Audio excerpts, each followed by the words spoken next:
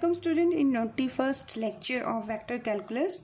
Up to 20th lectures we completed the first part of our vector calculus, and in the coming lectures we will cover the following topics. There is vector integrations, then line integral, surface integral, volume integral, Gauss divergence and Stokes theorems, and then we will solve some competitive exam questions. वैसे तो जब हम lecture करते होते हैं तो हम question solve कर रहे होते हैं, लेकिन after completing up to Stokes theorems we will take the questions from the various competitive exams. Those who want to enter MSc mathematics, they can watch these lectures. So in today's lecture we will cover vector integrations part A. It will take 2 lectures. ठीक है, तो 21st lecture part A we will cover vector integration. First of all, what is vector integrations? It is similar to your definition of simple integrations. There are 2 integrations, that is definite integral and indefinite integral. You all are aware these things, but in today's lectures we will study this definition in term of vectors. So let us take first a definition of vector integrations. Define first 2 vector point functions naming g vectors and small g vector and capital G vectors to define the indefinite integral. Indefinite integral जो होगा आपका, उसमें आपका integration symbol होगा without limit, और एक हम करेंगे डेफिनेट इंटीग्रल. उसमें आपकी लिमिट जब आप इंटीग्रेशन करेंगे तो उसमें लिमिट गिवन होगी. ठीक है, यही डेफिनेशन आपने +2 से पढ़ी है, बस आज इसे हम वेक्टर फॉर्म में डिफाइन करेंगे. तो समटाइम ये भी क्वेश्चन आ जाता है 1 मार्क्स में कि व्हाट इज इनडेफिनेट इंटीग्रल. तो you will write there let G vector small G and capital G are the 2 vector functions. और किसके फंक्शन है, ये वेरिएबल कौन है यहाँ, independent variable, that is my T. और इन दोनों फंक्शंस का आपस में क्या कनेक्शन है, the total derivative of this vector point function यानी G capital vector point functions, the derivative is G of T. ठीक है, इन दैट केस अगर ऐसा होता है, ये रिलेशन है आपके वेक्टर पॉइंट फंक्शन में, this G vector is called indefinite integral of this small G vectors. and if we take the integration sign both sides, we got this relations, and we will remember this one. So this g vector, capital G vector, is indefinite integral of g of t. ठीक है, but आपने देखा होगा जब आप बिना limit के करते थे तो कांस्टेंट ऑफ इंटीग्रेशन ऐड करते हो. जब इंटीग्रेशन करते हैं +2 में भी क्या होगा, तो ये कहाँ से मिला हमें. देखिए, ये तो जस्ट एक डेफिनेशन दी है कि G vector and F vectors. तो there is one more thing here we should remember. देखिए, if I wrote here this connections, G vector plus C is equal to integration G of T D of T. ठीक है, तो this function सी के ऊपर भी एक vector होगा, बस ये ध्यान रखना कि यहाँ आपका वेक्टर आएगा. If I take the derivative of this one, I got the G of T. तो आपको ये करना है कि अगर आपके पास जी टी और ये capital G T 2 vector point function हैं, अगर आपका G T this one is indefinite integral of G T है, तो इसके अंदर एक कांस्टेंट अगर आप ऐड कर दोगे, constant vector, this constant vector यानी G vector plus C vector is also indefinite integral of this small gt function. ठीक है, and this is a result. So I am proving this one. Very simple proof है बच्चों. Question क्या बनेगा, कहते हैं कि if vector function g of t is indefinite integral of gt, ये तो ये डेफिनेशन फुलफिल कर रहा है. then अगर हम कांस्टेंट ऐड कर दें इस इनडेफिनेट इंटीग्रल के अंदर, यानी कि f vector plus c vector, this vector point function is also indefinite integral of this g vectors, where c vector is a constant vector. ठीक है, सपोज ये क्वेश्चन 2 मार्क्स में आ गया या वैसे है आपके पास. हाउ टू डू दिस, देखिए फर्स्ट ऑफ ऑल ये चेक करो what is given here. Here given means g vector is indefinite integral of this small g vector. It means it will fulfill this condition. यानी कि हमारे पास क्या condition पता है, ये भी कंडीशन है और ये भी है, ठीक है। तो आपको जी वेक्टर गिवन है तो आप इसे ऐसे लिखेंगे, this is as this g vector is indefinite integral of this small g vector. तो gt d of t this is equal to g of vector. This is given to me, given है ना हमारे पास, ठीक है।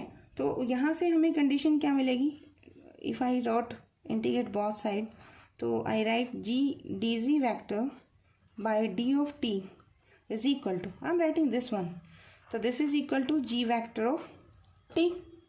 And in the previous lectures we found that d by dt of c vector एक constant vector बच्चों आपके पास, और उसका डेरिवेटिव क्या होगा बताओ, 0। Wrong answer. क्या प्रॉब्लम है इसमें, देखिए दिस इज वेक्टर तो इट्स आंसर इज 0 वेक्टर, ठीक है। अब किसी वेक्टर में 0 तो हम ऐड कर सकते हैं, तो we can write this one d by dt of g vector. I can write here dc by d of t is equal to this one, ऐसा लिख सकते हैं, ठीक है। Now differentiation linear property satisfy करेगा, तो from here you can say d by dt of this g vector plus this constant vector, this is equal to this one, ठीक है। और बाय डेफिनेशन आप क्या कह सकते हो, बाय डेफिनेशन अप्लाई कर दो इसके ऊपर। देयरफॉर बाय द डेफिनेशन अगर g वेक्टर प्लस c का डेरिवेटिव gt के बराबर है तो व्हाट कैन यू राइट, एक तरह से इंटीग्रेशन बोथ साइड हो तो ये डिफरेंशिएशन कैंसिल आउट हो जाएगा, तो आप कह सकते हैं g vector plus c vector is equal to integration g of t cause a integration symbol, ठीक है। तो फ्रॉम हियर डेफिनेशन के अकॉर्डिंग आप क्या कह सकते हो, दिस यानी कि g vector capital plus c vector is indefinite integral of this small g vectors. Got the point. Now take a question based on this. If r vector is equal to t minus t square i plus 2t cube j minus 3k, this is r value, you have to find integration of this r t, मतलब ये आपका कोई vector point function है, वैसे तो position vector given है, ठीक है। तो ये इंटीग्रेशन फाइंड आउट करना है। तो वन मोर थिंग हियर, देखिए आपका जो फंक्शन है वो इस फॉर्म में का है, तो g1 क्या है, इसका component along X axis, y axis and z directions, ठीक है। If I put the integration sign on the outside, तो इंटीग्रेशन एवरी टर्म में कैसे स्प्लिट होगा, it will goes to scalar part because I is your constant, so this is outside, तो integration किसका हो जाएगा बच्चों, this will give the integration of this g1t, g1 is scalar component, इसका along X direction है, similarly this one and similarly third term. अब come to the your question, integration of r factor with respect to t is equal to, देखिए i बाहर ले लीजिए, integration के अंदर कौन चला जाएगा, i का कॉफिशिएंट यानी t minus of T square d of t plus j outside integration of, अब इसका g2 कौन है, that is 2 time of t cube plus I wrote here k, तो हेयर कॉफिशिएंट इज -3, तो you will write -3 d of t। अब integration करना है आपको, तो इंटीग्रेशन ऑफ t की n किसके बराबर होता है, t की n plus 1 bye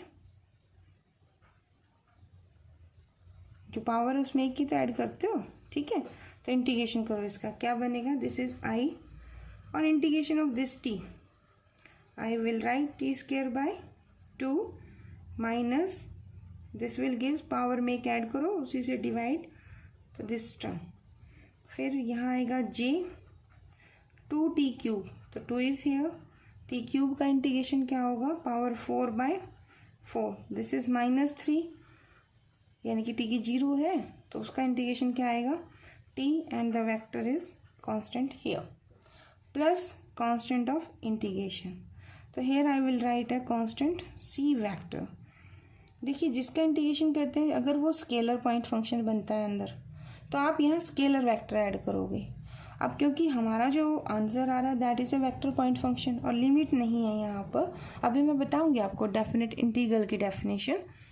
so here I will wrote a constant which is of form of vector. So this is my required answer. अभी क्वेश्चन करेंगे, सेम क्वेश्चन मैं आपको करवाने वाली हूँ जिसकी लिमिट हम कुछ चेंज कर देंगे। इन दैट केस ये कांस्टेंट यहाँ नहीं आएगा। तो इसके लिए first let us take the definition of definite integral. So to define the definite integral, again I will pick two vector point functions. One is your small g vector and second is your capital G, and they are related by the relation this one कि d by dt of g vector point function is equal to this g vector. ठीक है, this is given to me and this relation is exist for all value of t in the closed interval a to b.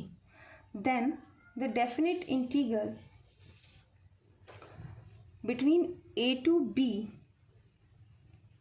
of this function is equal to, जैसे ये था ना, तो यहाँ पे क्या था, इनडेफिनेट इंटीग्रल जी टी के बराबर था, तो यहाँ लिमिट नहीं थी, बट यहाँ क्या है, अब लिमिट आ गई है। तो limit a to b g of t dt will be equal to this value of the integral g of t limit a to b. तो first you will put the upper limit, ठीक है, जो आपका integral का answer आएगा there you will put the upper limit in place of T.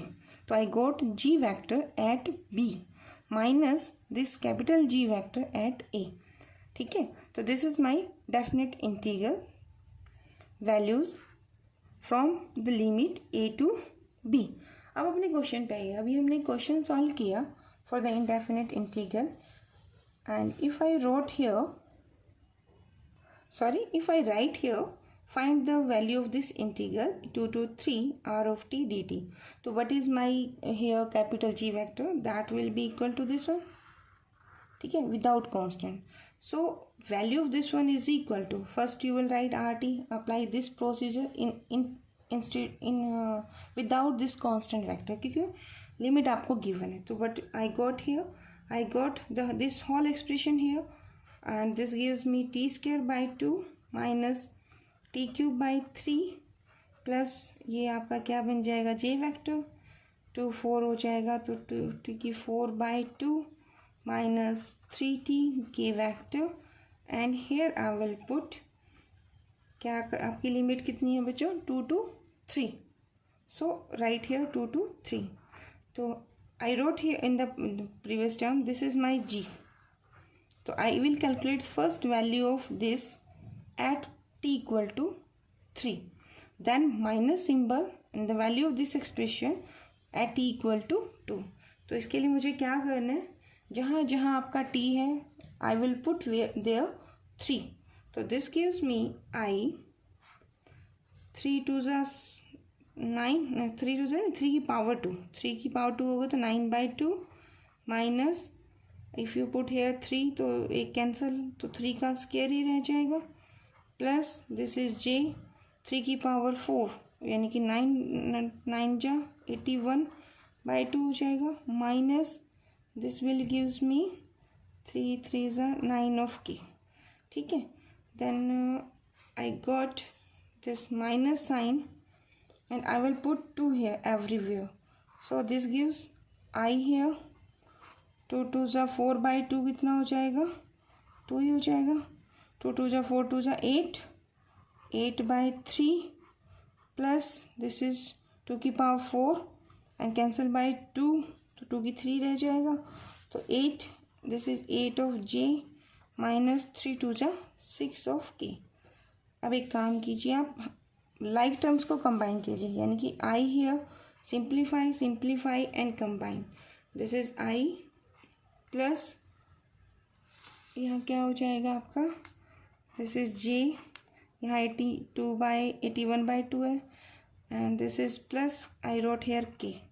तो यहाँ से आपका उठेगा -9. सिमिलरली यहाँ तो कंबाइन कलेक्ट करो टर्म्स को और give me the answer. On simplification I got hair coefficient of I is -23/6 and j is 65/2 and -3 of k. ठीक है. Now we take some standard results for the integrations. I'm writing all the formulas in indefinite integer. So that is, there is a constant term there. So these are related to your previous knowledge. देखिए, अगर आपके पास कोई integration आपको कहते हैं कि df vector by dt dot g plus f vector dot dg by dt, इसका integration करना है आपको, तो that is equal to this one. How I got this term? देखिए, आपने ये पढ़ा हुआ है कि दिस इज, आई थिंक ये हमने सेकेंड लेक्चर में किया था. तो इंटीग्रेशन एज टीज है आपका, ठीक है, और ये किसके बराबर है? This is d by D T of, अगर मैं इसे ध्यान से देखती हूँ तो this is f vector dot of z vector. ये जो टर्म है this is equivalent to this term. So अगर मैं इसे सिंप्लीफाई करती हूँ तो मुझे क्या मिलेगा? f vector dot of z vector. अब देखिए, ये एक्सप्रेशन जो है ये मैंने कहाँ से लिखा? इस टर्म की वजह से लिखा, ठीक है. ये आपने वेक्टर में किया था कि डॉट प्रोडक्ट का डेरिवेटिव, पी क्यू वाला क्वेश्चन किया था हमने, लेक्चर सेकंड में किया था शायद, ये मे भी हो सकता है फर्स्ट में किया हो, ठीक है. तो ये जो अंदर वाला है कि फर्स्ट का डेरिवेटिव, सेकंड एस्टेज, फिर फर्स्ट एस्टेज, सेकंड का derivative, this is D by D T of F dot G. So on this behalf I can write this is F dot of G. तो आपको मतलब यहाँ पे इसका derivative करना, फिर डॉट लेना, इसका डॉट करना जरूरत नहीं है. आप डायरेक्ट इसको क्या लिख सकते हो? If you are able to identify F and G vector, directly आप इसे लिख सकते हो. अब यहाँ ये देखिए, ये क्या है? ये ए इज़ ए कॉन्स्टेंट. अब मैंने इसके ऊपर वेक्टर नहीं लगाया, क्यों? द रीज़न इज़, जो आपका रिजल्टेंट आ रहा है answer, that is dot product. And dot product क्या होता है बच्चों? That is a scalar quantity. So the constant of integration जो आएगा that will be a simple scalar constant, ठीक है. This is my scalar constant. And this is, देखिए इसमें और इसमें क्या फ़र्क है? यहाँ डॉट और यहाँ क्या है? क्रॉस है. अगर आपसे मैं पूछती ये फार्मूला किसका था, तो ये फार्मूला आपने पढ़ा हुआ था. क्या पढ़ा हुआ आपने? ये D F by D T cross D G by D T, याद है किसी को? ये किसके बराबर होता है? This is F vector cross of G vector ही तो होता है. अगर इसका इंटीग्रेशन करेंगे तो आप मुझे क्या मिलेगा? F vector cross of G vector, ठीक है. अब मुझे कांस्टेंट ऑफ इंटीग्रेशन ऐड करना है, तो यहाँ पे ये जो रिजल्टेंट है cross product of two vector, this is again a vector. So here I am adding constant of integration is a vector, ठीक है. Then there is this one कि बी वेक्टर है cross D F by D T है and D T है. यहाँ पे आपके D T का तो सिंबल है. I am writing this term in place of this one, ठीक है. ये तो टर्म आपकी एस टीज है. Similarly here this is D of T. अब देखिए थर्ड पार्ट है, यहाँ बी वेक्टर है. B vector is a constant vector, ठीक है. तो B vector cross D F by D T. अब यहाँ पे भी हमने डिफरेंशिएशन में पढ़ा था, देखिए बाहर इंटीग्रेशन सिंबल है, तो I can write this is D by D T of B vector, तो कांस्टेंट है, क्रॉस में एफ वेक्टर, ठीक है, और बाहर डी ऑफ टी है. तो इसके कॉरस्पॉन्डिंग मुझे इनडेफिनिट इंटीग्रल क्या मिलेगा? That is B vector cross of F vector, ठीक है. तो वेयर, अब इसके अंदर एक कांस्टेंट ऑफ इंटीग्रेशन जो ऐड होगा that is equal to A vector, क्योंकि रिजल्टेंट क्या है आपका? दैट इज अ, ये रिजल्टेंट क्या बना आपका? वेक्टर बना ना, तो इसलिए कांस्टेंट वेक्टर ऐड होगा. अब ये पॉइंट है, ये मोस्ट इंपॉर्टेंट पॉइंट है बच्चे, जो आपके बहुत काम आ सकता है. देखो F vector dot of D F by D T, ठीक है, एंड डी वेक्टर है. इसके लिए this is equal to F vector, ये एफ वेक्टर नहीं लगाया, देखो इन्होंने यहाँ पे ना एफ वेक्टर का मैग्नीट्यूड का स्केयर है, और ये हमें पता है कि F vector dot of F vector ये किसके बराबर होता है? दिस इज एफ वेक्टर के मैग्नीट्यूड का स्केयर होता है, ठीक है ना. तो यहाँ पर अगर ये चीज़ एफ स्केयर भी लिख सकते हैं, तो we can write this is F square. Sometime book वाले ना इसके ऊपर एरो डाल देते हैं, दैट्स रॉन्ग थिंग, वो नहीं हो सकता. एफ वेक्टर मैग्नीट्यूड का स्केयर है, ठीक है. पहले मोड है, इसका मैग्नीट्यूड है, उसका स्केयर है, तो मैग्नीट्यूड का 2 बार स्केयर कर लो। ये नोटेशन है कि अगर आप मैग्नीट्यूड को मोड का स्केयर लिखते हो तो मोड का स्केयर लिखो, या बिना एरो के एफ लिख दो तो भी आपका ये इसका मैग्नीट्यूड इंडिकेट करता है। ठीक है, तो एफ का स्केयर क्या होगा, this is F vector dot of F vector. ठीक है, तो इस अब ये वाली टर्म है मेरा F vector dot D F by D Y T. अगर मैं इसका डेरिवेटिव करती हूँ तो क्या बनता है मेरा ये, देखिए फर्स्ट फंक्शन का एज इट इज, दूसरे का डेरिवेटिव टी टी, फिर पहले का डेरिवेटिव, दूसरा एज इट इज, और dot product is scalar. So this is if I take the derivative both side, तो दिस इज डेरिवेटिव होने के बाद ये टर्म बनेगी, और ये डेरिवेटिव किसका होगा, D by D T of F के मैग्नीट्यूड का स्केयर। ठीक है, तो यानी ये टर्म किसके बराबर है, ये एक तरह से आपका D by D T of F square है। तो इस टर्म के अंदर देखो ये एक्सप्रेशन है, this is two time of vector integration. अगर ये इसको हम लिखते हैं, अब इसको हम क्या लिख सकते हैं, बाय टू लगाने की जरूरत नहीं, टू यहाँ पे है, तो दिस इज इक्वल टू, इस टर्म में पुट करते हैं, देखिए टू टाइम ऑफ, अगर इंटीग्रेशन का सिंबल आप दोनों तरफ लगा देते हैं इस टर्म का, तो but you got here D F vector by D of T. Integration आए तो डी ऑफ टी इंटीग्रेशन के साथ आएगा, यहाँ डी बाई डी टी हट जाएगा तो क्या बनेगा, एफ का स्क्वायर। अब ये क्योंकि डेफिनेट इंटीग्रल है तो you will add a constant of integration. क्यों करवा रही हूँ मैं ये, क्योंकि जब आप क्वेश्चंस करेंगे ना तो ये फॉर्मूला आपको मेमोराइज है तो आंसर बड़े जल्दी निकलेंगे आपके। ठीक है, तो पहले 3 एक्सरसाइज कर लो तो हाफ पार्ट तो क्वेश्चन का वहीं से आ जाएगा। Similarly this is the expression, बस यहाँ एफ वेक्टर था, यहाँ कौन है बच्चों, इसमें D F by D T. ठीक है ना, तो यानी कि मान लो अगर मैं D F vector by D of T को कोई जी वेक्टर कह देती हूँ। ठीक है, तो यहाँ पे जरा करना पुट इसे, टू टाइम ऑफ इंटीग्रेशन, ये क्या बन गया, जी वेक्टर है ना, minus sorry dot D F by D T को मैंने जी टी का 2 बार डिफ्रेंशिएट करोगे तो क्या मिलेगा आपको, D square F vector by D of T square, this is equal to D G by D T, है ना, यही मिलेगा ना।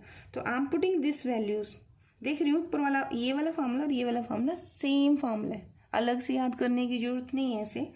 तो ये क्या देगा आपको, देखो this gives D by D T of what, this G vector.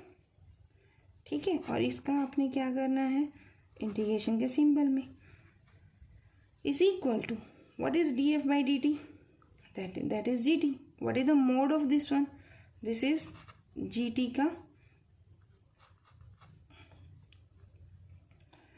मतलब ये एक्सप्रेशन किसके बराबर बनेगा, बस ये देखो ये जी टी बन गया, डॉट बन गई, D by D T of G T बन गया। तो ये क्या है, दिस इज एफ वेक्टर का स्क्वायर है, यानी कि जी वेक्टर का मोड का स्क्वायर एंड प्लस में कांस्टेंट ऑफ इंटीग्रेशन, यही बना ना। देखिए मैंने ये फॉर्मूला इसमें पुट कर दिया। अब एक काम करो, जी टी की वैल्यू पुट कर दो, you got the this answer. तो these are the some linear आपका इंटीग्रल फॉर्मूलाज हैं which are helpful in the questions. Let us take the example which we will solve by this technique. Sorry. Question is, calculate the value of this integral. Here is d of t also. R dot dr by dt, where r vector at 3 point is equal to this and r vector at t equal to 4 is given by this expression. अब देखिए इस question में आप dot product ले ही नहीं सकते क्योंकि R vector in term of T mention नहीं है। तो I will use here property number 4।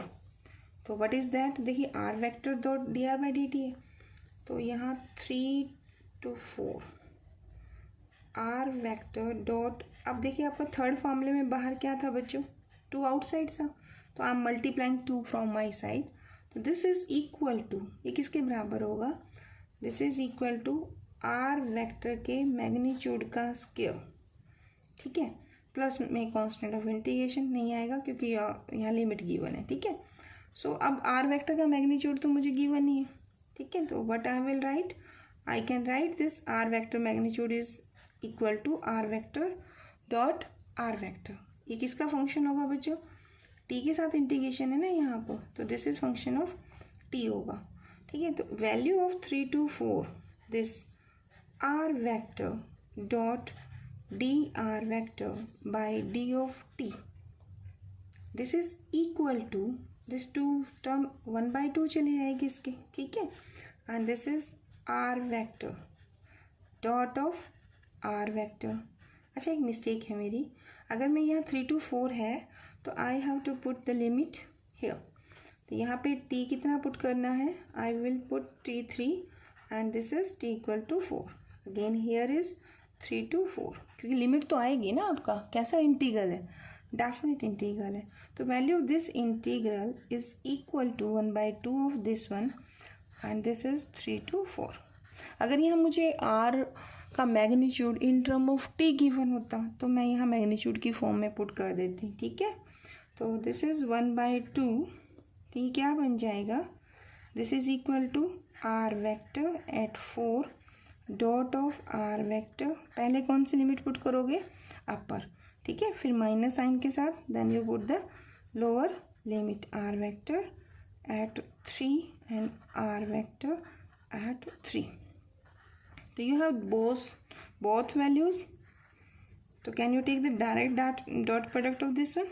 देखिए, value of r at 4 is this one. ठीक है, तो इसका मैग्नीट्यूड कितना बनेगा? देख, i goes with i, j goes with j.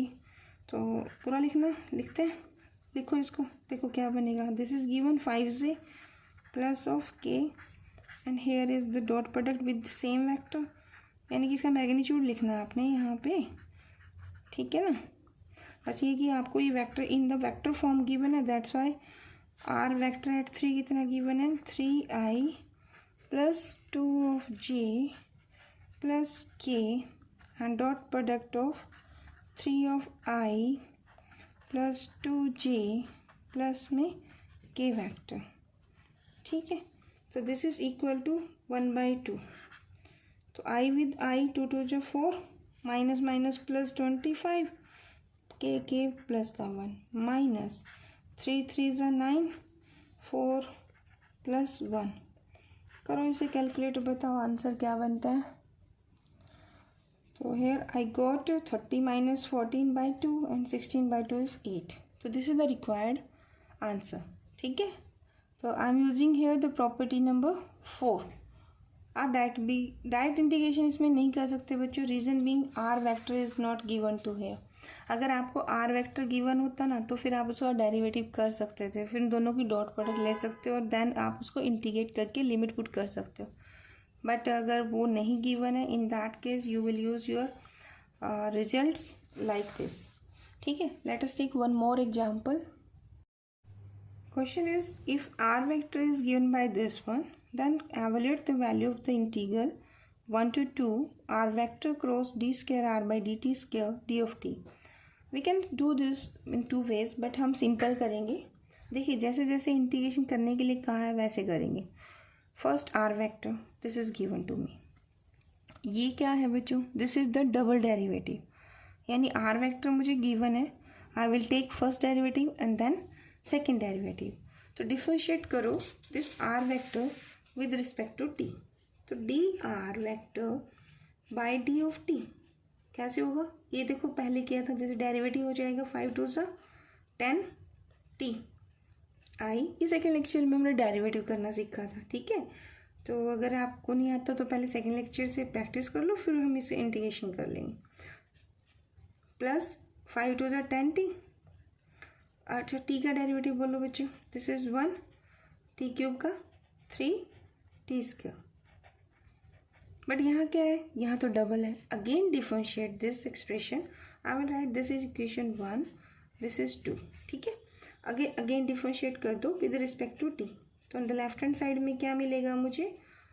Double derivative T के साथ टी स्क्वायर हो जाएगा. अब फिर वही रूल तो सेम है आपको कि ये वेक्टर पॉइंट फंक्शन है, इसका डिफरेंशिएशन करना है. तो डेरिवेटिव हर टर्म यहाँ चली जाएगी. या इसका डेरिवेटिव क्या आएगा बोलो? This is 10i.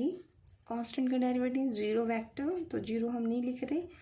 एंड ऐसे लिख लेते हैं क्योंकि अभी क्रॉस प्रोडक्ट करना है ना, मिस्टेक होने के चांसेस हैं। तो दिस इज जीरो स्केलर और वेक्टर, तो overall answer is zero vector, ठीक है। एंड 3t स्केयर का क्या आएगा, 6 of t, and this is k vector. I will first calculate this one, r vector cross double derivative of r square with respect to t. तो right here r vector cross, अब बताओ cross product कैसे लोगे इस vector की, cross product आएगी i j and here you will right k, ठीक है। यहाँ r वेक्टर कितना है, कोफिशिएंट क्या है इसका i का, जैसे 5t square, and this is t and this is minus of t cube, and double derivative का i के साथ क्या होना है 10, here is 0, here is minus of 6 of t. Now expand this determinant, क्या आएगा बोलो, देखो i यहाँ रहेगा, ये टर्म इससे मल्टीप्लाई, तो minus of 6t square bracket here this minus j, अब ये कॉलम और ये रो आप छोड़ देंगे, तो दिस विद दिस मल्टीप्लाई करोगे तो क्या बनेगा आपका 5 6 के साथ माइनस का 30 t की cube, this row this column है ना, ये इससे गुना ये इससे मल्टीप्लाई, तो अब क्या दोगे minus minus plus, and this is 10t cube, ठीक है, and plus this is k vector. फिर आप ये रो और ये कॉलम में बचे, फर्स्ट रो छोड़ दोगे तो ये मल्टीप्लाई इसके साथ, ये इसके साथ, तो ये तो 0 दे देगा, माइनस के साथ ये कितना देगा, माइनस ऑफ 10 of t, ठीक है। तो ये क्या मिला आपको, you got r vector cross D square r by D T square, ठीक है। अब ये आपका जो फर्स्ट एग्जाम्पल हमने किया है ना बच्चों, ये वो क्वेश्चन बन गया। देखिए लिमिट तो आपकी कितनी है, 1 से 2 है, और अंदर क्या है, कोई एक वेक्टर पॉइंट फंक्शन है, ठीक है ना। और यहाँ पे अब इसकी जगह पे आप क्या लिख दोगे, आप ये पूरा वेक्टर लिख दोगे, तो क्या बनेगा बच्चों, ये 1 to 2, ठीक है। लिख लेते हैं इसको, देखो ये तो -6 है, तो -6 t स्क्वायर, साथ में क्या है इसके i, ठीक है। अच्छा ये माइनस का 30t स्क्वायर है 10 है, तो कितना मिला, माइनस का 20, और माइनस बाहर है तो प्लस का 20, दिस इज t क्यूब, और ये कौन है j vector, and this is -10 of t k vector, और यहाँ क्या है इंटीग्रेशन d of t। अब एक काम कीजिए, अच्छा यहाँ 10 कॉमन नहीं है, कुछ कॉमन होता तो कॉमन कर लो, 2 कॉमन ले लो और इंटीग्रेशन करो, ये इंटीग्रेशन आप कर सकते हो, करो जरा, बताओ आंसर क्या आता है। तो इंटीग्रेशंस, आई इंटीग्रेट -6 t स्क्वायर, तो क्या मिलेगा t cube by 3, limit 1 to 2 put करनी है 20 बेटा, ये t की 3 है तो t की 4/4, 1 से 2 लिमिट, -10 एज इट इज है, तो माइनस का साइन यहाँ पर, एंड एक सेकेंड, ये -10 है ना, तो दिस विल माइनस, अगर मैंने अंदर किया तो this is my plus sign, so plus sign, तो ये देखो -10 था t का, t स्क्वायर बाई 2, लिमिट क्या पुट करनी है 1 to 2, here I put limit 3 to 2 cancel, t की 3 as is 1 to 2 limit i outside, 4 5s are 20, 5 outside, t की 4 में लिमिट पुट करनी है 1 to 2, this is my plus sign and this minus, तो ये माइनस बन जाएगा, ठीक है, एंड दिस 2 5s हो जाएगा 5, t स्क्वायर बैलेंस रहेगा, यहाँ पर लिमिट क्या पुट करनी है 1 to 2, now put upper limit, अब यहाँ क्या बनेगा 2 की पावर 3 -1 की 3, तो 2 की पावर 3 क्या देगा answer 8 -1 and i, this 5 here, अब 2 की 4, 2 2s are 4, 2s are 8, 2s are 16, ठीक है ना, 16 -1 हो जाएगा, and j is outside, this is plus नहीं है बच्चे, ये माइनस हो जाएगा, ठीक है। तो 5 एंड दिस 2 2s are 4 -1, तो आई गॉट हेयर, यहाँ प्लस नहीं, फिर ये आंसर क्या आएगा, दिस इज योर माइनस का 15k, ठीक है। अब आप बाकी क्वेश्चन कीजिए, in the next lecture we will solve some more questions of this integral, and then we will start line integral in the lecture number 22. Thank you.